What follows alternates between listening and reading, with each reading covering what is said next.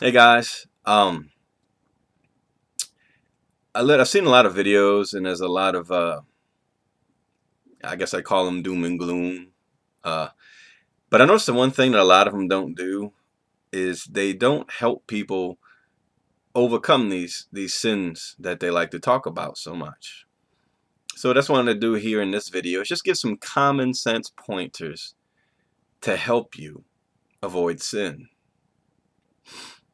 And I'm gonna try and stay away from vague answers because that's usually what it seems to come down to is vague answers. I'm going to try and be a little bit more precise. First and foremost, to me, the thing that helps the most with avoiding sin is finding people that edify. Now, what I mean by that, because a lot of people have dropped out of the church scene. Some people do go to church and they only see those people when they're there. Find some people in your personal life. Now, the caveat to that is if the people in your personal life all they do is entice you to sin and you feel you're in a place where you can't conquer that sin, then you shouldn't be messing with them. And don't go telling yourself, well, I'm going to save them. I'm going to. No, if you're not in a position where they don't tempt you in the slightest, stay away from them. And you don't have to make some giant proclamation against them and just say, nah, man, I can't do hang out with you tonight. For example, if you have problems with drinking, and I know there's quite a few people like this, they really don't drink unless they go to a bar. They go to a bar and then they start drinking. And the reason they go to this bar is because they always go to hang out with their friends.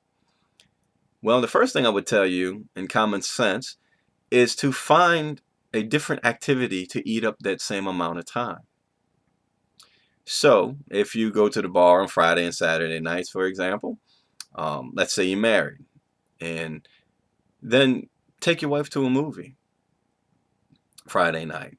Saturday night, go bowling, go to the roller rink, make it a Bible study night. Find substitute activities that eat up your time and teach you. What this will do is teach you that you really don't miss going to the bar. Because that's usually why people do things, it seems to me, is because they're scared of what life will be like if they don't do these things. So that's number one. Find substitute activities.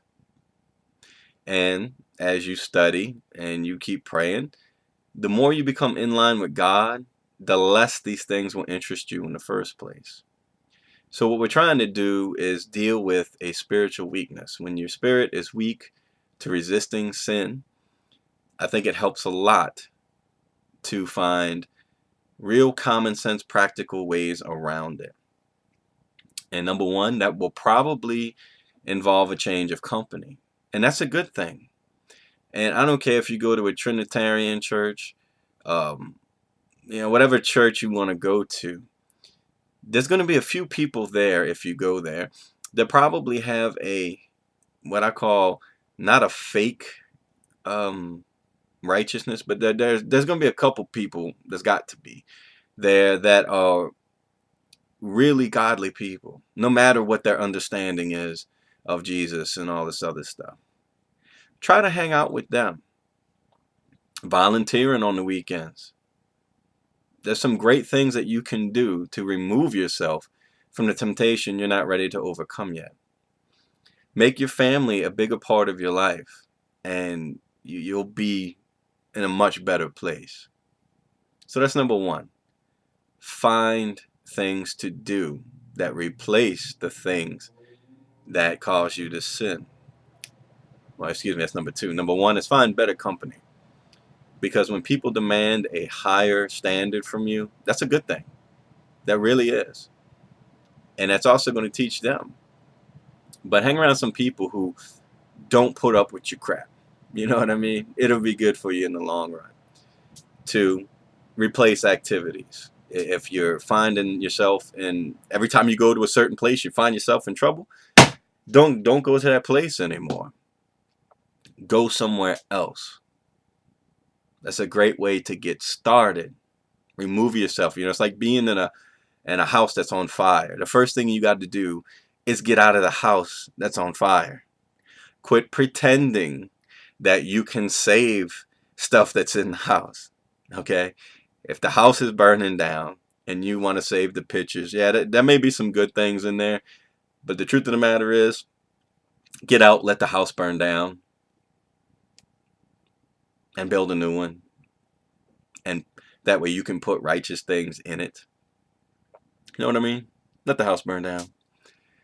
So, as we look at more common sense ways, um, those are to deal more with the outward things. As far as the inward things, thoughts that arise in your mind, and I do believe there's a distinct difference between our brain and our mind.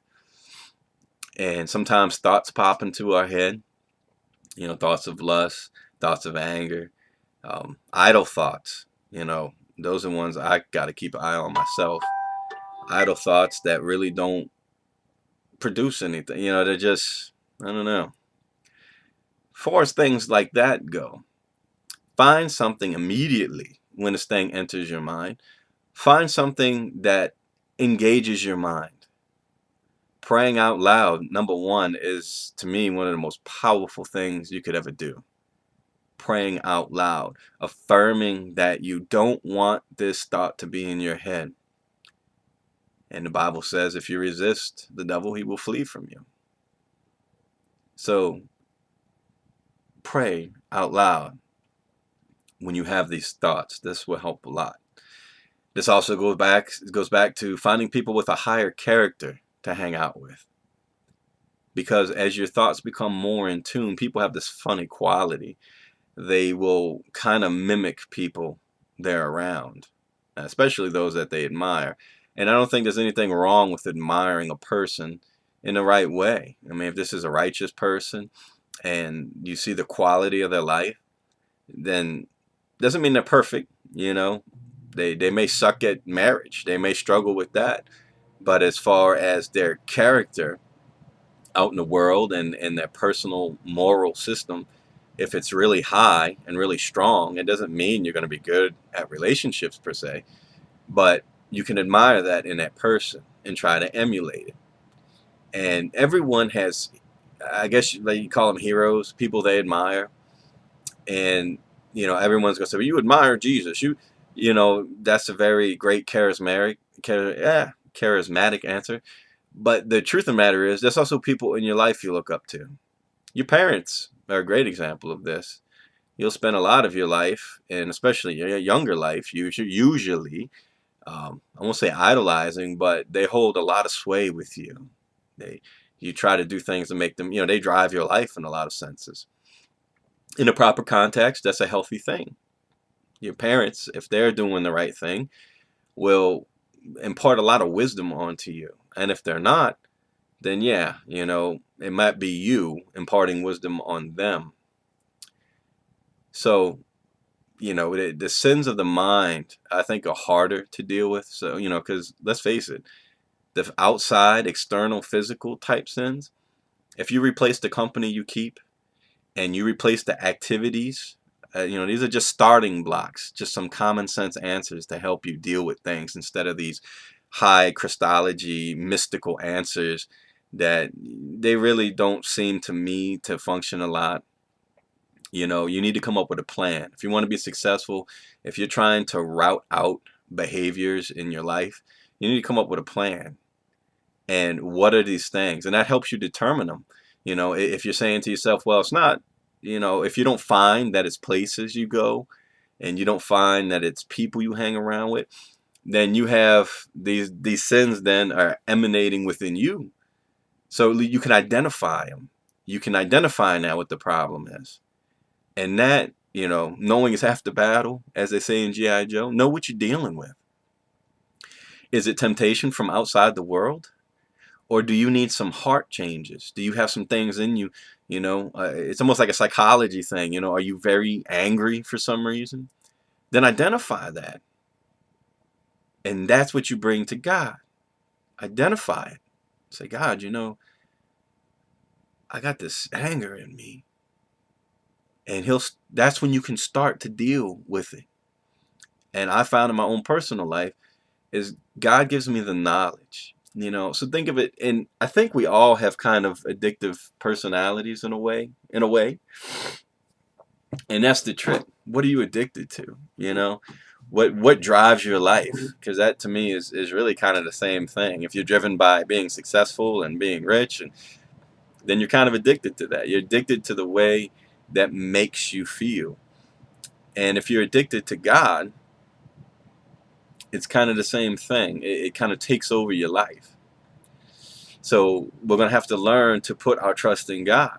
And doing that, it's it's like it's like dating in a way. You're kind of feeling each other out. I mean, God doesn't have to feel you out because He knows everything about you. Um, at least in my model of God and what He understands. So it's really you feeling Him out, and He's going to take you where you need to go. When drugs are up here and God's down here, you're going to divide your life up that way. You're going to spend this much on God and this much on drugs. But as that shifts and you learn to put God first and changing your friends and where you hang out, and if you do those things, it's really stopping this temptation of the sin from coming on in the first place. And it enables you to build up your strength, to build up your wisdom and understanding. So when God is up here now, and these two begin to shift to where you get to a 100% investment and a 0% investment. Think of sins, think of things that don't even tempt you. Everybody's got something that's a sin to someone else that doesn't even tempt you in the slightest.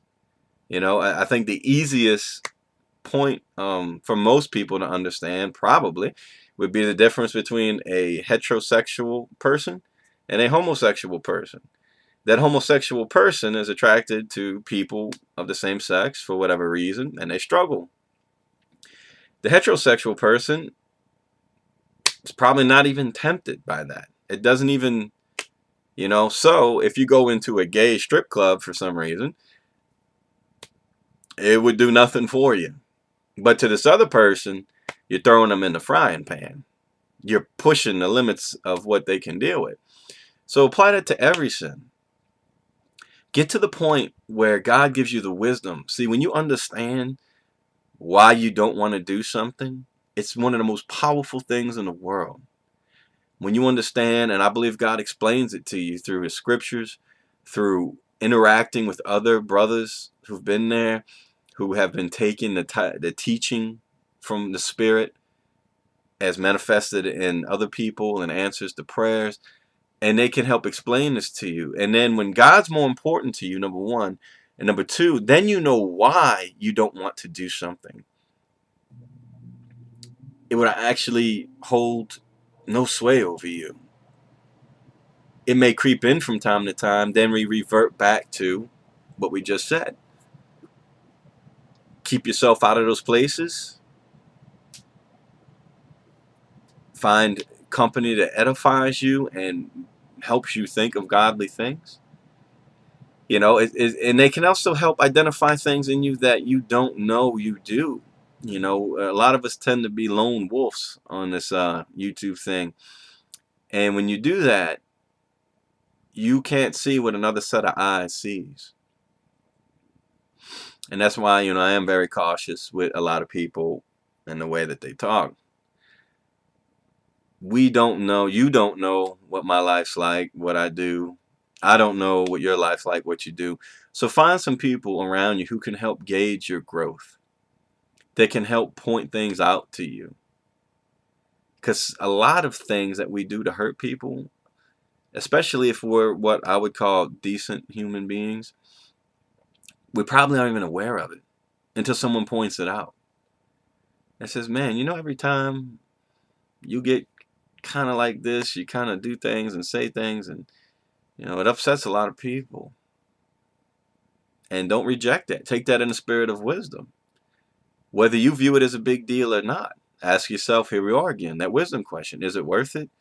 Is it worth it to stick to my guns and push this point? Or is it really just something that I can edify a bunch of brothers and sisters that I know personally just by not doing that. Man, sure, go apologize. Go say, man, I didn't know I was doing this. I'm sorry. And you just edified a whole bunch of people. But it helps to have that outside opinion for someone to tell you, this is where you're kind of lacking in a certain area. And if you're both coming from a place of wisdom, then it's not a personal attack. It's not anything, and then you won't have that instinct to say, well, you know what you do. This is what you do. You don't say that. You say, really? I didn't know that. And go think about it. Pray on it. Integrate it into your character. But that's the key. Find some good people to hang around with that can make those kind of judgment calls about you, that will take the time to learn and invest and to know you. Very important.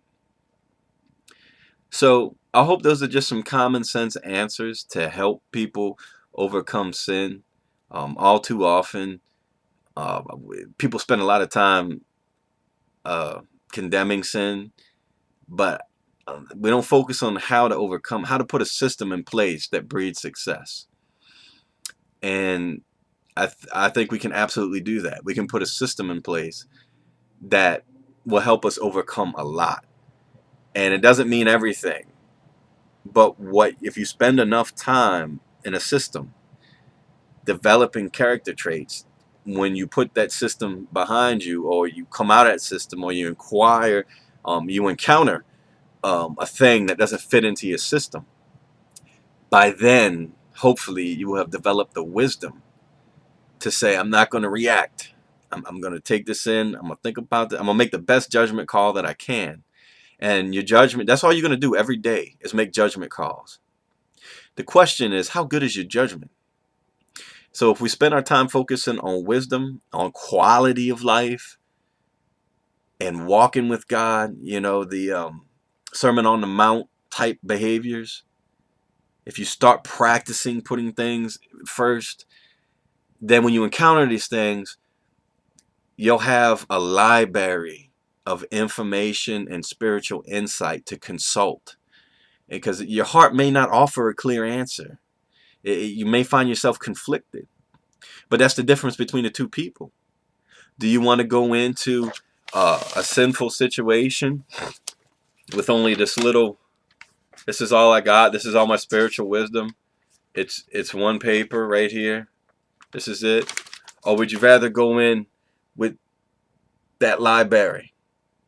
Not that that means anything, but just to point it out, there's probably 600 or 700 books in this room going around the wall. Would you rather have that kind of knowledge built up in you? Or would you rather go with, yeah, I got my little report right here. This is my instructions for life. Because I'm going to tell you something, and you can take this to the bank. Dogmatic people lack wisdom. And that can be even on good things. If you're dogmatic about Jesus saving, you're probably missing the boat on a lot of stuff. Wisdom is manifested in the gray. The black and white is easy, and all too often it leads to bad decisions. Now, we're not talking about black and white and, worshiping the one God, Jesus being the mediator between man and God, the king. We're not talking about biblical factoids, if you will. But when you get to dogmas, aka, if you don't believe in the Trinity, you're not saved. Well, closer inspection on the Bible would breed that wasn't even an issue. And, or a better way of putting it maybe is a guy breaks into a place and steals a bunch of money and runs off. Black and white condemns that man, the law, if you will. Then we take another situation where someone breaks into a hospital and steals medicine to save his wife that he can't afford to buy. Black and white condemns that man. But wisdom steps in and says, the stealing part's not even that big of a deal to me, because now the emphasis is, what must it be like to not be able to save the one you love? And oddly enough, they asked that very question And they found that through the ages of like 1 and 8, they would condemn that man. But past the age of 8, you get an age of 12 and above, then people identify. So it goes to show you, black and white is for kids. Wisdom is for adults. And all too often people think they are wise and they have no clue that they're black and white. And when you operate in black and white, it's hard to pick up the details. The general thrust of an argument should be black and white. But within that argument is a ton of gray. And gray, when you find yourself in these weird situations that you couldn't even anticipate, black and white all too often can be dangerous. Now it has its place. If someone's telling you that you should worship Satan, there's some black and whites we shouldn't even fool with. But when we start arguing over, was an action right or wrong? What was the spirit it was done in? What you need to take into the whole account of things. And the only way you can do that is if you have a library of knowledge coming from different points of view, so you can sit there and research this. And all too often, a true sign of wisdom is actually, most people say, well, I'm going to have to seek more because I don't have the tools. That is true wisdom, is when you realize you're not wise enough to reach a trustworthy answer on something. That's where wisdom is. It's in the gray. It's when all you got is your faith and the spirit of God in which to do things at that point. Because the Bible is not going to answer you directly. The Bible is not going to tell you on a lot of these issues. So you're going to have to draw from your wisdom. So those would be the big things to helping you overcome sin. Find some good quality people to hang around. And if all you got is your family, then hang around your family. Remove yourself from places where you find yourself sinning, and from people where you find yourself sinning if you're not strong enough to overcome. There are some people who can hang around sinful people and try to actually help them because their character is so strong. They focus on being an example. Number 3, pray out loud. I can't stress that one enough. Pray out loud. That'll make a big difference in your life. Number 4, develop wisdom. Wisdom of the Spirit and the nature of the way God does things and wants you to do things will help you to make the right decisions in any situation. And number 5, understand that a lot of time that means you're going to realize you don't have enough wisdom to make that decision, which is a great teaching tool for God, because when you learn to think like that, you're going to seek more truth. You're going to seek more answers, which is going to enable him to teach you more truth and teach you more answers. Don't ever think you've got it all figured out, because that's when you become useless. Stay constantly aware. I mean, once you develop a certain sense of wisdom, you already know. You're going to spend your whole life looking to refine your spiritual weapons and understanding, because you know you're never going to understand it all. What was it, the story of, I think it was Socrates, where the oracle's telling him, you're the wisest man in all of the kingdom of Rome. And he says, how could that be? I'm not the wisest man. And then later on, he runs into another man. And the man starts telling him he's the smartest. He knows everything. He's right. He's this, he's that. And as Socrates walks away, he says, maybe I am the wisest man, because truly I'm smart enough to know what I don't know, to paraphrase. He's wiser than that guy who thought he was wise, because he had the wisdom to know that he doesn't know. That's wisdom. It's realizing that your understanding has run out and now you're in the gray. And if you want to run to black and white dogmatic theological beliefs, you're going to miss the fine tuning that only wisdom can bring. So stay open, stay humble, stay loving. Make today today. Make today the day that you refine your character and defeat some sin in your life, and you enter into a better understanding of the kingdom. Make today the day that you're edified Find some good in the world. Find some good in life. That helps a lot to know that there's good out there because God said so. There's good people. And some of them need help. Some of them need you. And the only way they can need you and have you carry that out is if you've refined your character. You've thrown yourselves into the fire of refinement. And like I said, I'm not talking about perfection here. All too often these conversations elevate to that point. I'm talking about having a really well-balanced, good character that can recognize when they've sinned. They can recognize when they've done wrong.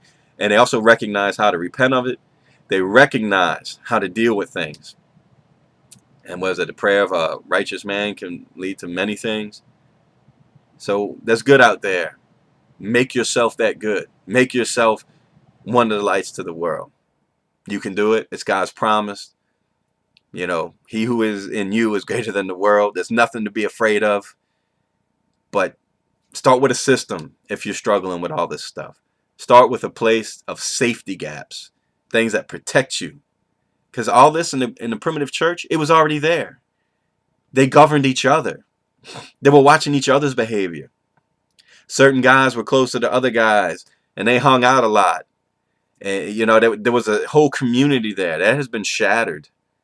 We don't have that anymore. So create your own little community. Find some people. Find a home church. Start a home church if you have to. Just invite the Spirit of God into anything that you do and try to do the best that you can. You can do it. This race can be won. Don't sit around defeated, being powerless. That's not what God had in mind for you. That's not what God's going to do at the end of all things. Stand up. You can do it. Believe in yourself. Believe in God. And these things will come to you. God bless.